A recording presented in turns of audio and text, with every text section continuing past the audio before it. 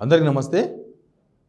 ఇక్కడ మన తెలంగాణలో పార్టీల వలసలు, ఎమ్మెల్యేలు పార్టీ మారడం అనేది చాలా కామన్ థింగ్ అయిపోయింది. ఇవన్నీ ఫస్ట్‌లో కొంత షాక్ అనిపించేది. తర్వాత షాక్‌లేం లేవు. సాఫ్‌గానే పోతున్నారు. అంతకుముందు బీఆర్ఎస్ గవర్నమెంట్‌లోకి అప్పుడు 12 మంది, అంతకుముందు టీడీపీ నుంచి వచ్చిన వాళ్ళు, ఇప్పుడు బీఆర్ఎస్ నుంచి మళ్ళీ కాంగ్రెస్‌లోకి వలసలు. ఇవన్నీ కూడా చూసిన తర్వాత తెలంగాణ రాజకీయాల మీద కొంత జనానికి నమ్మకం పోయింది. ఎందుకంటే ఇక ఎవరొచ్చినా ఇంతే. ఇంతకు మించి ఏమి జరగదు. ఎవరొచ్చినా ఒక పద్ధతిగా పరిపాలించే వాళ్ళు, ఒక పద్ధతిగా రాజకీయం చేసేవాళ్ళు ఎవరు లేరు. రాజకీయం అంటేనే తొండి రాజకీయ నాయకులతో తెలంగాణ ఇట్లే ఉంటుందనేది అందరికి అర్థమైపోయింది. రైట్. అయితే అసలు ఈ పార్టీ మారుతున్న ఎమ్మెల్యేలు ఎందుకు మారుతున్నారు? ఇప్పటికీ కొత్త గవర్నమెంట్ వచ్చిన తర్వాత, కాంగ్రెస్ గవర్నమెంట్ వచ్చిన తర్వాత 9 మంది బీఆర్ఎస్ ఎమ్మెల్యేలు కాంగ్రెస్‌లో చేరిండ్రు. మనకు స్టార్టింగ్ నుంచి చూస్తే దానం నాగేందర్ గారిని స్టార్ట్ చేస్తే, ఇటు చేవెళ్ళ ఎమ్మెల్యే కాళే యాదయ్య, తర్వాత ఇప్పుడు నా వెనుక కనిపిస్తున్న గాంధీ షేలింగంపల్లి ఎమ్మెల్యే, తర్వాత నిన్నమొన్న రాయనగర్ ఎమ్మెల్యే ప్రకాష్ గౌడ్ జాయిన్ అయ్యిండ్రు. అటు పోచారం శ్రీనివాసరెడ్డి గారు మాజీ స్పీకర్ బాన్సువాడ, తర్వాత జగిత్యాల ఎమ్మెల్యే సంజయ్ గారు, అటు కడియం శ్రేయ గారు, మొత్తం 9 మంది జాయిన్ అయ్యిండ్రు. అందరికి తెలిసిపోయింది. ఇప్పుడేమి జనం ఆసక్తిగా చూస్తలేరు. జాయినింగ్ అనేది స్టార్టింగ్లో కొంత ఆసక్తిగా, కొంత ఈయన కూడా జాయిన్ అవుతుండ అనిపించేది. ఇప్పుడు ఎవరు ఎప్పుడు ఎట్లా పార్టీ మారుతారో అనేది ఎవరికి తెలియదు. అయితే ఎందుకు పోతున్నారు? ఇప్పుడు అంతకుముందు ఈ చేరికలను ఒకే ఘాటున కట్టేయడానికి ఛాన్స్ ఉందా అనేది ఒక క్వశ్చన్. అంతకుముందు జరిగిన చేరికలు టీడీపీ నుంచి బీఆర్ఎస్లో కొన్ని చేరికలు జరిగినాయి. తర్వాత కాంగ్రెస్ నుంచి కొన్ని చేరికలు జరిగినాయి. అన్ని చేరికలు తప్పే. అసలు వాళ్ళు ఒక పార్టీ మేనిఫెస్టోని ప్రచారం చేసి, ఒక పార్టీని మా పార్టీని గెలిపిస్తే ఈ మేనిఫెస్టోని మేము అమలు చేస్తామని చెప్పిన వాళ్ళు, లేకపోతే మేము ఇప్పటి వరకు ఈ అభివృద్ధి కార్యక్రమాలు చేసామని ఇతరు ఉన్నారు గాంధీ గారు ఆల్మోస్ట్ ఎలక్షన్స్ ప్రచారంలో నాకు బాగా గుర్తుంది. మొత్తం 11,000 కోట్ల రూపాయలు కాన్స్టిట్యున్సీకి నేను తీసుకొచ్చి ఖర్చు పెట్టిన, రోడ్లు వేయించినాం. నిజంగా షేలింగంపల్లి అంటే మొత్తం ఫైనాన్షియల్ డిస్ట్రిక్ట్, అదొక అద్దంలాగా కనిపిస్తుంది మనకు. అందుకే 11,000 కోట్ల రూపాయలు నేను గవర్నమెంట్కి తీసుకొచ్చి మొత్తం పనులు చేయించిన. గవర్నమెంట్ మొత్తం షేలింగంపల్లి మీద కాన్సన్ట్రేషన్ చేసింది. మొత్తం పెద్ద పెద్ద హైరైజ్ బిల్డింగ్స్ అని కూడా షేలింగంపల్లిలోనే ఉంటాయి. కాబట్టి అదంతా చెప్పిండ్రు. అట్లా ఎలక్షన్స్ అప్పుడు ప్రతి ఎమ్మెల్యే వాళ్ళ ప్రజలకు ఇవన్నీ చెప్పిండ్రు. మేము ఇవన్నీ ఆల్రెడీ అమలు చేసినాము, రేపు గెలిపిస్తే మా పార్టీ మేనిఫెస్టో ఇది అని. ఇప్పుడు ఆ పార్టీ మేనిఫెస్టోని తన్నేసి కొత్త పార్టీలోకి పోతున్నారు. కొత్త పార్టీ మేనిఫెస్టో ఏందో వీళ్ళకి తెలుసో లేదో తెలియదు. కానీ వీళ్ళు ఎందుకు పోతున్నారు అనేది ఒక ఇంపార్టెంట్ పాయింట్. ఒకటి, టీడీపీ నుంచి ఫస్ట్లో బీఆర్ఎస్కి వచ్చినప్పుడు అప్పుడున్న వ్యవహారం, అప్పుడున్న రాజకీయాలు, తెలంగాణ కొత్తగా వచ్చింది, టీడీపీ తెలంగాణను వ్యతిరేకించింది. సేమ్ టైం తెలంగాణ ద్రోహుల పార్టీగా టీడీపీ ముద్ర వేసుకుంది. తెలంగాణ సమాజం అంతా టీడీపీని కొంత ఆ కోణంలో చూసింది. ఖమ్మం జిల్లాలో మాత్రమే టీడీపీకి ఎమ్మెల్యేలు గెలిచినప్పుడు వాళ్ళందరూ వచ్చి బీఆర్ఎస్లో, అప్పుడున్న టీఆర్ఎస్లో విలీనం అయిపోయారు. తర్వాత కాంగ్రెస్ నుంచి 12 మంది వాళ్ళు వచ్చినప్పుడు కూడా వాళ్ళు ఏం చెప్పి వచ్చారంటే, అప్పుడు టీడీపీ వాళ్ళు వచ్చినప్పుడేమో ఇంకా టీడీపీ లేదు ఇక్కడ, గెలిచిందేమో టీడీపీ పార్టీ పైన వాళ్ళు అప్పుడు. కానీ ఇంకా టీడీపీ పార్టీ ఇక్కడ లేదు, ఇక్కడ ఏం కనిపిస్తలేదు, ఫ్యూచర్ కనిపిస్తలేదు, కాబట్టి ఇంకా ప్రభుత్వంలోకి పోతే పనులు చేసుకోవచ్చు అని ఓపెన్గానే వాళ్ళు మాట్లాడారు. నెక్స్ట్ కాంగ్రెస్ నుంచి వచ్చిన వాళ్ళు బీఆర్ఎస్కి వచ్చినప్పుడు అప్పుడు 12 మంది చేరినప్పుడు ఏం చెప్పారంటే, మా కాన్స్టిట్యున్సీని డెవలప్మెంట్ చేసుకుంటాం, బంగారు తెలంగాణ కోసం మేము ఈ అధికార పార్టీలోకి వస్తున్నాం అని చెప్పిండ్రు. సేమ్ టైం అప్పుడు కాంగ్రెస్ నుంచి వచ్చిన వారిలో కొంతమంది కనీసం ఎలక్షన్ ఖర్చు పెట్టుకున్నాం, ఇంట్రెస్టులు పెరిగిపోయినాయి, కనీసం మేము అప్పులు కూడా కట్టుకునే పరిస్థితుల్లో లేము, మమ్మల్ని పార్టీ ఆదుకునే పరిస్థితుల్లో లేదు కాంగ్రెస్ ఇప్పుడు, కాబట్టి కనీసం అధికార పార్టీకి పోతే మాకు ఏమైనా ఛాన్స్ ఉంటుందేమో, మాకు ఏమైనా సోర్స్ దొరుకుతుందేమో అని చెప్పి పోతున్నామని చెప్పిన వాళ్ళు కూడా కొంతమంది ఉన్నారు. కానీ చాలామంది కాన్స్టిట్యున్సీ అభివృద్ధి కోసం మాత్రమే పోతున్నామని చెప్పారు. ఇప్పుడు కాంగ్రెస్లో చేరుతున్న వాళ్ళు ఎవరు కూడా కాన్స్టిట్యున్సీ డెవలప్మెంట్ కోసం అని చెప్తలేరు. మరి దేనికోసం పోతున్నారు? వీళ్ళు ఏమన్నా సొంత పనుల కోసం పోతున్నారా? లేకపోతే ఆల్రెడీ ఏమైనా కిరికిరి భూముల్లో ఉంటే వాటిని కాపాడుకునే ప్రయత్నంలో భాగంగా పోతున్నారా?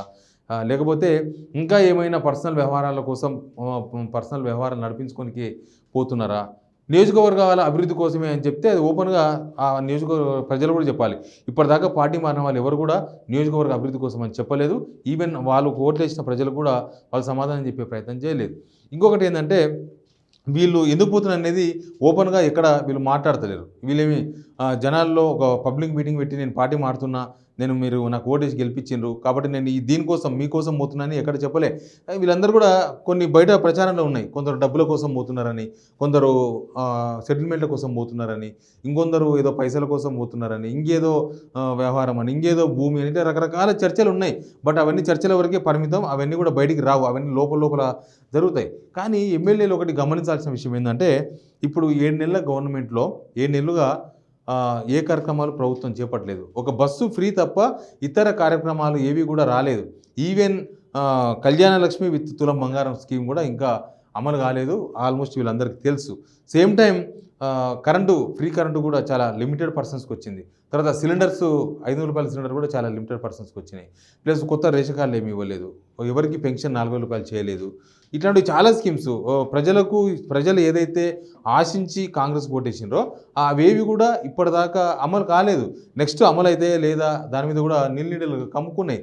ఓ పక్క రాష్ట్రంలో కొంత ప్రజల్లో కాంగ్రెస్ పైన ఒక అశాంతి వాతావరణం కనిపిస్తుంది. వాళ్ళెవరు కాంగ్రెస్కు ఓటేసిన వాళ్ళు ఇంత 6-7 మంత్స్లోనే మేము కాంగ్రెస్కు ఓటేసి తప్పు చేశామా అన్న ఆలోచన వచ్చింది మాత్రం నిజం. ఎందుకంటే కరెంటు పోవడం కానీ, లేకపోతే జరుగుతున్న పరిణామాలు కానీ, ఇచ్చిన హామీలు ఏవి అమలు చేయకపోవడం కానీ, కేవలం పై రాజకీయాలు, మొత్తం రాజకీయాలు యాక్చువల్గా ప్రభుత్వంలోకి వచ్చిన తర్వాత రాజకీయాలు పక్కన పెట్టి మేము పరిపాలన మీద దృష్టి సారిస్తామని చాలామంది పరిపాలకులు చెప్తూ ఉంటారు. రేవంత్ రెడ్డి గారు కూడా ఆ మాట చెప్పిండ్రు, కాంగ్రెస్ వాళ్ళు కూడా ఆ మాట చెప్పిండ్రు. బట్ ఎందుకో ఆ పరిపాలన అనే విషయాన్ని పక్కన పెట్టి కేవలం రాజకీయాల మీద మాత్రమే కాన్సన్ట్రేషన్ చేసినట్టుగా చాలా క్లియర్గా కనబడుతుంది.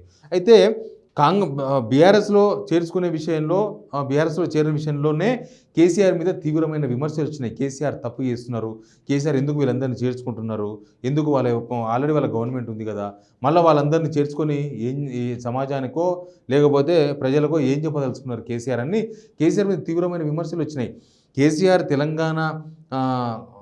తెలంగాణ కోసం పోరాడిన వ్యక్తిగా ఆయనకు క్రెడిబిలిటీ ఉంది. ఆ క్రెడిబిలిటీతోనే ప్రజలు 2 సార్లు అధికారం ఇచ్చారు. అంత క్రెడిబిలిటీ కేసీఆర్కి ఉన్నా ప్రజలు మాత్రం ఈ పార్టీల చేరికల విషయంలో చాలా తీవ్రమైన అసంతృప్తి వ్యక్తం చేసినారు. ఎమ్మెల్యేలు ఓడిపోయినారు. మొత్తం 12 మంది చేరితే దానిలో 2 మాత్రమే గెలిచినారు. 10 మంది ఓడిపోయినారు. ఎంపీలు కాంగ్రెస్లో చేరిన ఎంపీలు కూడా చూసినాం కదా, సికింద్రాబాదు, తర్వాత చెవెళ్ళ, వీళ్ళందరూ ప్లస్ మల్కాజ్గిరి, వీళ్ళందరూ వివిధ పార్టీకి వెళ్ళి వచ్చిన వాళ్ళే, బీఆర్ఎస్ నుంచి వచ్చిన వాళ్ళే. వాళ్ళు కూడా అక్కడ కూడా ప్రజలు స్పష్టమైన ఒక సంకేతాలు ఇచ్చిన, స్పష్టమైన ఒపీనియన్ చెప్పిండ్రు. ఇక్కడ కేసీఆర్ రేవంత్ రెడ్డితో పోల్స్తే కేసీఆర్కు కనీసం తెలంగాణ తెచ్చినన్న ఒక క్రెడిబిలిటీ ఉండే. ఆ క్రెడిబిలిటీతోనే ఆయనకు 2 సార్లు అధికారం వచ్చింది. ఆ క్రెడిబిలిటీ ఉండగా కూడా ఈ చేరికల విషయాన్ని ప్రజలు జీర్ణించుకోలేకపోయారు. వీడికి వస్తే రేవంత్ రెడ్డి విషయంలో ఏం క్రెడిబిలిటీ ఇస్తారు? రేవంత్ రెడ్డి యువకుడు అన్న ఒక కారణంతో వీళ్ళంతా చేరుతున్నారా? యువకుడు అయితే జనాలకు వచ్చేది ఏముంది? కనీసం ప్రతిపక్ష పార్టీలో ఉంటే మీరు ఇచ్చిన హామీలు ఏమైంది, మీరు ఇచ్చిన స్కీములు ఏమైంది, అసలు ఎందుకు అమలు చేస్తలేరు, లేకపోతే జనాల సమస్యలు, కాన్స్టిట్యున్సీకి ఎక్కడ 1 రూపాయి కూడా డెవలప్మెంట్ ఫండ్ రాలేదు ఇప్పటివరకు కూడా. అట్లాంటి విషయాలను మీరు ప్రస్తావించే అవకాశం ఉంటుంది. జనాల తరపున ప్రతిపక్షంలో ఉన్నప్పుడు చాలా ఫైట్ చేసుకునే అవకాశం దొరుకుతుంది. ఎవరికైనా సరే, ఏ పార్టీలో ఉన్నా సరే, ప్రతిపక్ష లీడర్గా ఉన్నంత ఫోకస్ అధికార పార్టీలో ఉన్న వాళ్ళకు ఉండదు. కానీ ఆ ఫోకస్ అంతా కూడా పక్కన పెట్టి జనాల కోసం కొట్లాడే అవకాశాన్ని వదిలిపెట్టుకొని ఏం ఆశించి అధికార పార్టీలకు చేరుతున్నారు. అంతకుముందు చెప్పినట్లుగానే బంగారు తెలంగాణ కోసమని వీళ్ళు చెప్తారా?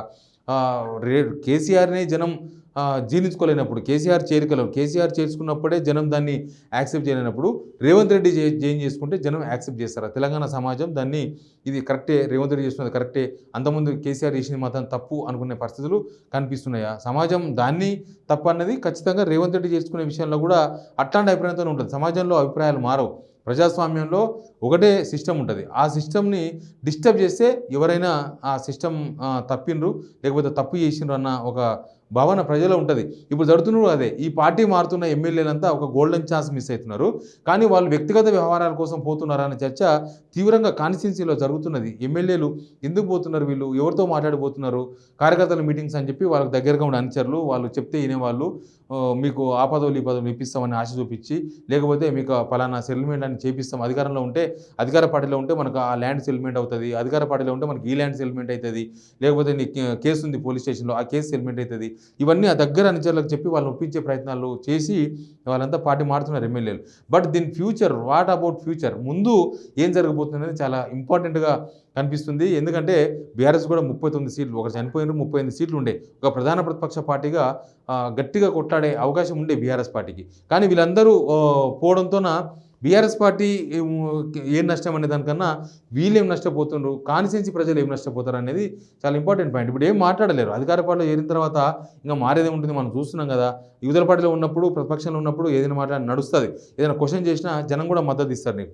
అధికార పార్టీలోకి పోయిన తర్వాత ఇంకా మళ్ళీ ముఖ్యమంత్రిని కలిసే అవకాశం ఉంటుంది చాలాసార్లు. ఇప్పుడు చాలామంది చేరిన వాళ్ళు, నాకు తెలుసు రంగారెడ్డి జిల్లాకు సంబంధించిన ఒక మంత్రి ఏదో మాట్లాడుకొని, ఒక ఎమ్మెల్యే మాట్లాడుకొని పోయిందంట.